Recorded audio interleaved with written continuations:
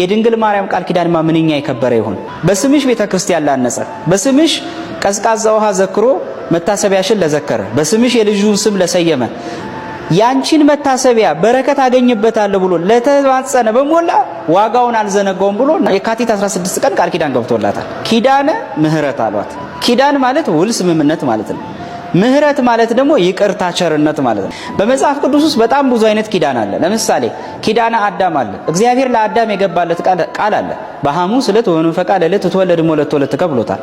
ከ5 ቀን ተኩል በኋላ ከልጅ ልጅ ተወልጄ ያድንሃለሁ ብሎታል። ከአዳም ቃል ኪዳን ግን የእመቤታችን ቃል ኪዳን ይበልጣል። እግዚአብሔር ለኖህ የገባለት ቃል ኪዳን አለ።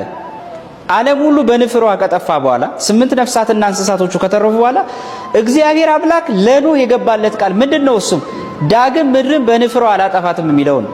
ለዚህ ነው በኦሪት ዘፍጥረት ምዕራፍ 9 ቁጥር 12 ላይ እንዲህ ይላል፣ እግዚአብሔርም አለ በእኔና በአንተ መካከል አለ ከናንተ ጋር ባለው በሕያው ነፍስ ሁሉ መካከል ለዘላለም የማደርገው የቃል ኪዳን ምልክቴ ይሄ ነው አለ። ይሄ ምንድነው? ቀስተ ደመና ነው። ዛሬ ድረስ ዝናብ በዘነበ ቁጥር ቀስተ ደመና ይወጣል። ያ ቃል ኪዳን ዘላለማዊ ነው፣ የሚሻር ቃል አይደለም። ለድንግል ማርያም የገባላትም ቃል ኪዳን የሚሻር ቃል አይደለም። ስለዚህ ብዙ አይነት ቃል ኪዳን በመጽሐፍ ቅዱስ ተገብቷል። ለምሳሌ ቃል ኪዳኑ ግን ለኖህ ብቻ የገባው አይደለም። ለአብርሃም ቃል ኪዳን ገብቷል፣ ለይስሐቅ ቃል ኪዳን ገብቷል፣ ለያዕቆብ ቃል ኪዳን ገብቷል። ለዚህ ነው እስራኤላውያን እንኳን ከባርነት የወጡበት አንዱ ምክንያት ስለ ጽድቃቸውና ስለ በጎነታቸው አልነበረም። ከግብጽ ባርነት ያወጣቸው እግዚአብሔር ስለ አብርሃም ስለ አባቶቻቸው ስለ አብርሃም ስለ ይስሐቅና ስለ ያዕቆብ እንደነበረ መጽሐፍ ቅዱስ ይናገራል። በኦሪት ዘጸአት ምዕራፍ 2 ቁጥር 24 ላይ እንዲህ ይላል እግዚአብሔር ለሙሴ፣ እግዚአብሔርም የለቅሷቸውን ድምጽ ሰማ፣ እግዚአብሔርም ከአብርሃም ከይስሐቅ ከያዕቆብ ጋር ያደረገውን ቃል ኪዳን አሰበ ይላል። ህዝቡን ነፃ ያወጣው ስለ አብርሃም ስለ ይስሐቅ ስለ ያዕቆብ የገባውን ቃል ኪዳን አስቦላቸው ነው። ዛሬም የድንግል ማርያምን ቃል ኪዳን አስቦ ይምረናል። ዛሬም የእናታችን የድንግል ማርያምን ቃል ኪዳን ሳይዘነጋ ስንማጸናት ዛሬም ቃል ኪዳኗ ይሰራል።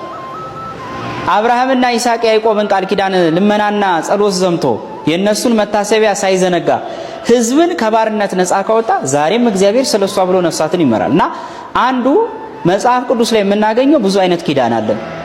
ሌላው የምንመለከተው በመጽሐፍ ቅዱስ ውስጥ በኦሪት ዘዳግም ምዕራፍ 7 ቁጥር 9 ላይ ተጽፎ የምናገኘው ቃል አለ። ምን ይላል?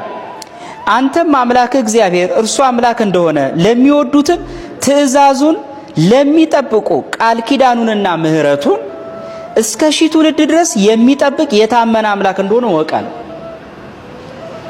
ለቅዱሳኖቹ ለአባቶቹ ለቅዱሳኖቹ ለደጋጎቹ ቅዱሳን የገባውን ቃል ኪዳን ለዘላለም እንደሚጸና ወቅ ይለዋልና ለቅዱሳን የሚገባው ቃል ኪዳን ዘላለማዊ ነው። ለዚህ ነው መጽሐፈ ምሳሌ ምዕራፍ 11 ቁጥር 21 ላይ የጻድቃን ዘር ግን ይድናል አለ። ይሄ ምን ማለቱ ነው? የጻድቃን ዘር ያለው የጻድቃን የዘር ሐረግ በደም የሚዋረድ በዘር የሚዋለድ ማለት ሳይሆን ዘር ያለው ሃይማኖትን ነው። የጻድቃንን ሃይማኖት ሃይማኖቴ ነው ያለ በጻድቃን ጸሎት የተማመነ ይድናል ማለቱ ነው። ስለዚህ ያለ ሶሎሞን የጻድቃን ዘር ግን ይድናል አለ። ስለዚህ የቅዱሳን ኪዳን እንኳን ለእመቤታችን ለቅዱሳን እንኳን ተገብቶላቸዋል። ለዚህ ነው የማቴዎስ ወንጌል ምዕራፍ 26 ቁጥር 13 ላይ ያቺን ሴት እናውቃታለን።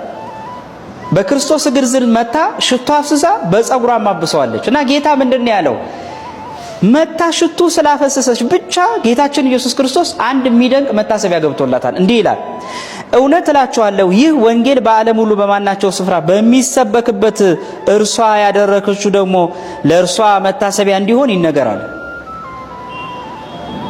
ማርያም ሽቶ አምጥታ የሽቶ ብልቃጥን ከፍታ ሽቱን አፍስሳ መታሰቢያ ዘላለማዊ ነው ካላት ንጽሕት ድንግል ማርያም በድንግልና ወልዳ የሽቶ ብልቃጥ የሆነ ሽቶ ክርስቶስን ያስገኘችማ እንዴት ዘላለማዊ መታሰቢያ ይደረግላት?